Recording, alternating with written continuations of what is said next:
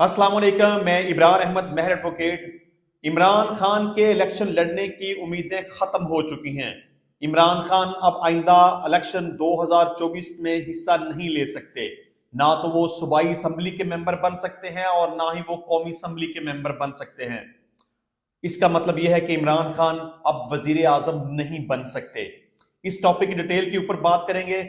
और दूसरे नंबर पे आज एक बार फिर शाह महमूद कुरैशी को दोबारा से गिरफ्तार कर लिया गया है। वो एक मसाल है ना, आसमान से गिरा और खजूर में अटका। साइफर केस में शाह महमूद कुरैशी की जमानत मंजूर हो जाने के बाद एक दफा फिर से उनको दो मुख्तलिफ केसेस के अंदर गिरफ्तार कर लिया गया है। इस टॉपिक की डिटेल के ऊपर बात करेंगे। इसके अलावा जो एक दो चंद अहम मुख्तसर सी खबरें हैं उनके ऊपर बात कर लेते हैं। सरगोदा शहर के इलाका मुस्लिमाबाद में 8 साल बच्ची दुआ बीबी कुरान पाक पढ़ने गई, जहां उस्तानी के देवर लियाकत अली ने बच्ची को जबरदस्ती अपनी हवस का निशाना बना डाला। पुलिस थाना फैक्ट्री एरिया ने बच्ची की मां की मुद्दत में वाक़या का मुकदमा दर्ज करके दरिंदा सिफ्त मुलजिम को गिरफ्तार कर लिया। ये एक सरगोदा से अफसोसनाक खबर थी। एक छोटी सी मासूम बच्ची को दरिंदगी का निशाना बनाया गया। इस तरह के वाकयात की जितनी भी मजम्मत की जाए वो कम है, और जो कोई भी मुलज़िम इस तरह के वाकयात में मुलव्वस पाया जाए उसे इबरत का निशान बनाया जाना चाहिए और उसे करार वाकई सजा मिलनी चाहिए। बहरहाल मैं समझता हूँ कि इस हवाले से वालदैन को भी बहुत ज़्यादा मुहतात रहने की ज़रूरत है, और उनको चाहिए कि वो अपने बच्चों को जहाँ पर भी तालीम हासिल करने के लिए भेजें, वहाँ पर वो उनके वेयर अबाउट्स को अच्छे तरीके से जानते हो, उनका उस फैमिली के ऊपर, उस इंस्टीट्यूशन के ऊपर भरपूर तरीके से इत्मीनान हो। बल्कि मैं तो ये समझता हूँ कि कुरान पाक की तालीम खास तौर पर वालदैन को चाहिए कि बच्चों को घर के अंदर दें, उनको मदरसा के अंदर, स्कूल के अंदर या किसी दूसरे अदारे के अंदर या घरों के अंदर बच्चों को नहीं भेजना चाहिए कुरान पाक की तालीम हासिल करने के लिए। ये वालदैन की जिम्मेदारी है कि वो मदरसों की बजाय, मस्जिद की बजाय, किसी के घर भेजने की बजाय बच्चों को कुरान पाक की तालीम घर के अंदर दें। बहरहाल ये अफसोसनाक वाक़या है। इसमें मैं जो इस बच्ची के वालदैन हैं उनके साथ अफसोस का इजहार करता हूँ, और मैं समझता हूँ कि इसमें जो भी मुलज़िम है उसको कड़ी से कड़ी सजा मिलनी चाहिए। इसके अलावा एक अच्छी खबर ये है कि पाकिस्तान ने फतह-2 मिसाइल का कामयाब तजर्बा किया है। ये मिसाइल 400 किलोमीटर की हद तक अहदाफ को निशाना बनाने की सलाहियत रखता है। इस हवाले से मुबारकबाद के मुस्तहिक हैं जिन्होंने इस सारे प्रोजेक्ट के ऊपर काम किया।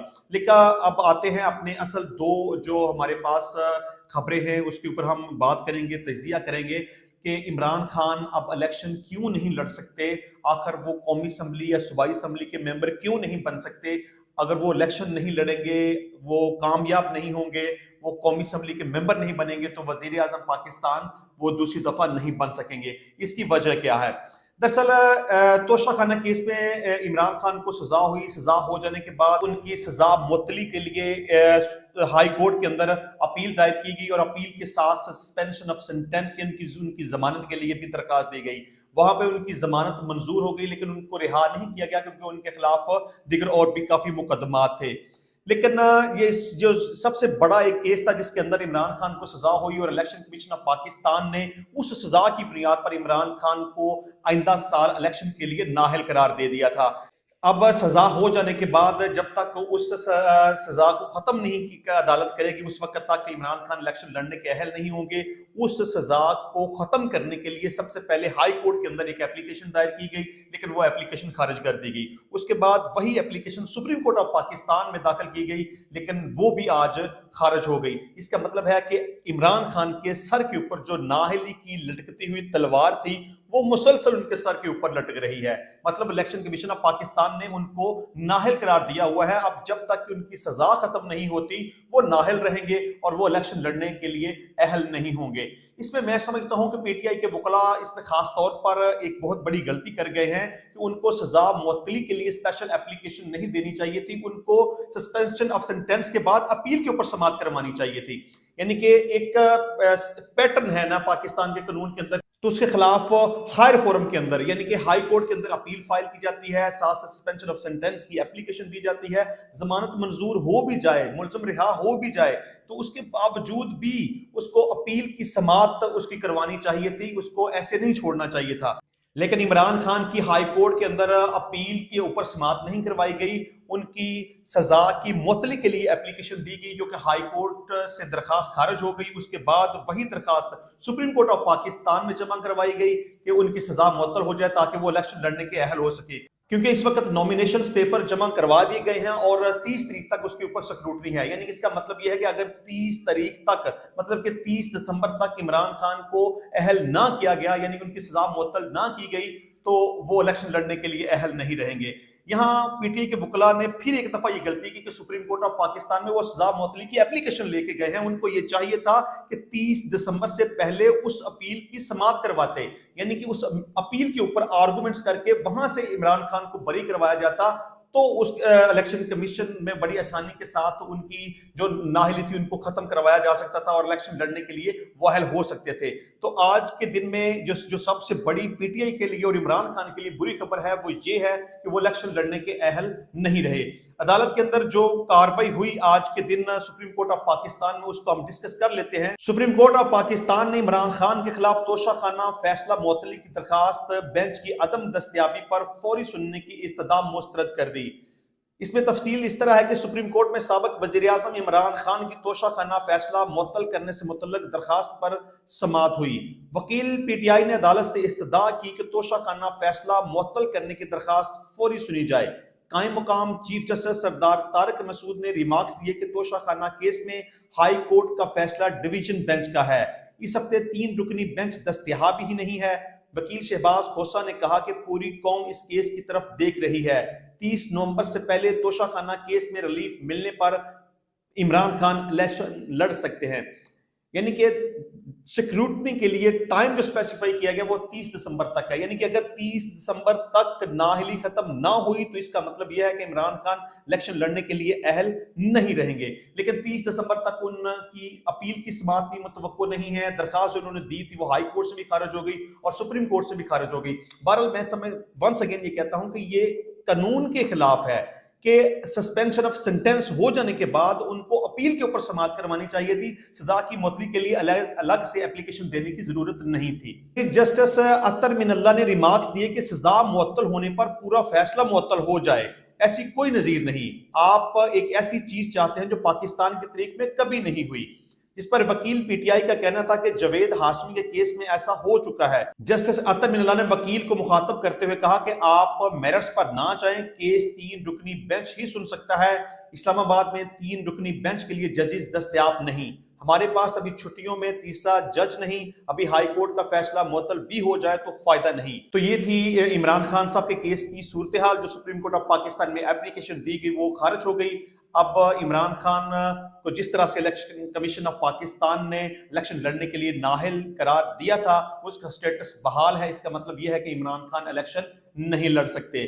تو آج کے دن کی دوسری بڑی خبر یہ تھی کہ شاہ محمود قریشی کو سائفر کیس میں ضمانت مل چکی تھی، تقریباً آج سے 3-4 دن پہلے ان کے متعلقہ جات بھی عدالت کے اندر جمع کروا دیے گئے تھے، لیکن اس کے باوجود بھی ان کی رہائی نہ ہو سکی کیونکہ گزشتہ روز ڈی سی کے حکم کے مطابق ان کو 15 دنوں کے لیے نظر بند کرنے کا حکم جاری کر دیا گیا، لیکن بعد ازاں وہ نظر بندی کا حکم واپس لے لیا گیا اور جب اڈیالہ جیل سے ان کو رہا کیا گیا تو وہاں پر پولیس فورس پہنچ گئی اور جس طریقے سے پولیس نے ان کو پکڑا، ان کو دھکے دیے، ان کے ساتھ بدتمیزی کی، ان کو تشدد کا نشانہ بنایا، اس کی جتنی بھی مذمت کی جائے کم ہے۔ بہرحال شاہ محمود قریشی پاکستان کے سابقہ وزیر خارجہ ہیں، اگر ان کے خلاف اس طرح کا کوئی کیس تھا بھی تو وہ پہلے منظر عام پہ کیوں نہیں آیا، لیکن واٹ ایور، چلو جو کوئی بھی صورتحال تھی، جس طریقے سے پولیس نے وہاں پہ ریڈ کیا، پولیس نے عدالت کے حکم کے باوجود، ان کی رہائی کے باوجود، کیونکہ سپریم کورٹ آف پاکستان کے 3 رکنی بینچ نے یہ سائفر کیس میں ضمانت منظور کی تھی، جس طریقے سے ان کے ساتھ بدتمیزی کی، ان کو برا بھلا کہا، ان کو دھکے دیے گئے، ان کو کھینچ کر گھسیٹ کر گاڑی پولیس وین کے اندر ڈالا گیا اور ان کو نامعلوم مقام پر لے جائے، یہ پولیس کی طرف سے ایک مس کنڈکٹ تھا، یہ عدالت کے حکم کی عدم تعمیل تھی، کیونکہ عدالت اس کو رہا کر چکی ہوئی تھی، لیکن اس کے باوجود پولیس نے ان کو، شاہ محمود قریشی صاحب کو گرفتار کیا۔ پولیس کا یہ عمل جس کی جتنی بھی مذمت کی جائے کم ہے۔ یہ تمام تر کاروائی کس طرح سے رہی، شاہ محمود قریشی کو رہا ہونے کے بعد کس طرح سے پولیس نے پکڑا اور اس موقع پر شاہ محمود قریشی صاحب نے کیا کہا، اس کی تفصیل کو تھوڑا سا ڈسکس کر لیتے ہیں۔ یہ ہے جی پاکستان تحریک انصاف کے رہنما شاہ محمود قریشی کو راولپنڈی پولیس نے اڈیالہ جیل سے گرفتار کر لیا۔ نظر بندی حکم ختم ہونے پر جیل سے رہائی ہوئی تو شاہ محمود کو گرفتار کیا گیا۔ پنجاب پولیس کی باری نفری اور تھانہ RA بازار پولیس اڈیالہ جیل پہنچی تھی۔ اس حوالے سے پولیس نے بتایا کہ ڈپٹی کمشنر راولپنڈی نے گزشتہ روز شاہ محمود قریشی کے نظر بندی آرڈر جاری کیے تھے۔ نظر بندی آرڈرز میں ان سے 9 مئی واقعات سے متعلق تفتیش کرنے کا کہا گیا ہے۔ پولیس کے مطابق شاہ محمود قریشی 9 مئی کے مقدمات میں نامزد ہیں۔ ان کی سائفر کیس میں ضمانت ہو چکی ہے۔ شاہ محمود قریشی کے 15 دن کے نظر بندی آرڈر جاری ہو چکے ہیں۔ ڈپٹی کمشنر راولپنڈی کے نظر بندی حکم واپس لینے پر شاہ محمود کو گرفتار کیا گیا۔ CPO راولپنڈی نے ڈپٹی کمشنر سے نظر بندی حکم واپس لینے کی سفارش کی تھی۔ نظر بندی حکم واپسی پر شاہ محمود کو رہا کیا گیا اور فوری دوسرے کیسز میں گرفتار کر لیا گیا۔ پولیس کے مطابق راولپنڈی شاہ محمود قریشی کو تھانہ RA بازار کے مقدمے میں گرفتار کیا گیا۔ شاہ محمود قریشی کی مقدمہ نمبر 981 اور 708 میں گرفتاری ڈالی گئی ہے۔ ان کو اڈیالہ جیل سے تھانہ RA بازار منتقل کر دیا گیا ہے۔ شاہ محمود قریشی کو انسدادی دہشت گردی عدالت راولپنڈی میں پیش کیا جائے گا۔ اس کے علاوہ شاہ محمود قریشی کے نظر بندی حکم واپسی کا نوٹیفیکیشن جاری ہو گیا۔ ڈپٹی کمشنر حسن وقار چیمہ نے نظر بندی حکم واپس لینے کا نوٹیفیکیشن جاری کیا۔ نوٹیفیکیشن میں کہا گیا کہ شاہ محمود قریشی کسی اور مقدمے میں مطلوب ہیں تو قانون کے مطابق کارروائی کی جائے۔ اس میں یہ بات بھی بڑی اہم ہے کہ گزشتہ روز DC راولپنڈی نے شاہ محمود قریشی کے نظر بندی کے احکامات جاری کیے تھے۔ سپریم کورٹ نے سائفر کیس میں شاہ محمود قریشی اور عمران خان کی ضمانت منظور کی تھی۔ تو یہ پولیس کا بڑا مس کنڈکٹ ہے، جس طرح سے پولیس نے پکڑا، دھکے مارے، بدتمیزی کی، پولیس وین میں ڈال کر نامعلوم مقام کی طرف لے گئے۔ تو اس موقع پر اب تک کی رپورٹ کے مطابق ان کی بیٹی مہر بانو نے یہ سٹیٹمنٹ دی ہے کہ ہمیں ابھی تک یہ نہیں پتا کہ ہمارے والد کو کہاں رکھا گیا ہے، بلکہ انہوں نے ایک درخواست الیکشن کمیشن آف پاکستان کو بھی دی ہے کہ میرے والد کو اغوا کیا گیا ہے، ہمیں اس کے بارے میں کوئی معلوم نہیں کہ ان کو کہاں پر رکھا گیا ہے، یہ قانون کی خلاف ورزی ہے، میرے والد کو بازیاب کروایا جائے اور ان کی رہائی کو ممکن بنایا جائے۔ تو یہ تھی آج کی سب سے امپورٹنٹ خبریں، اس کے اوپر تجزیہ انشاءاللہ ملیں گے نیکسٹ ٹائم نئے ویڈیو میں نئے ٹاپک کے ساتھ۔ تب تک کے لیے اجازت دیجیے، اللہ حافظ۔